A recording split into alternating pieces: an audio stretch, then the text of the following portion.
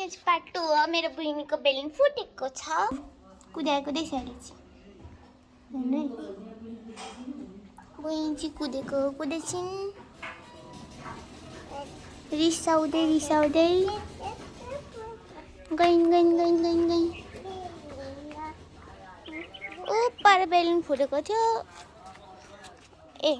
यता रिसा बेलुन फुटेको आधी टुक्राले टिपिन् अब मुखभित्र हालिन् हाल्न खोजिन् तर पसेन फेरि मुखभित्र हालिन् अब चुस्दैछिन् फुलाउने कोसिस गर्दैछिन् फुल्दैन त यो फुटेको फुल्दैन हैन उता फर्किकी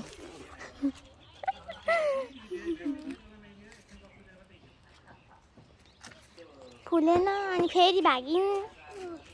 दादालाई भन्दैछिन्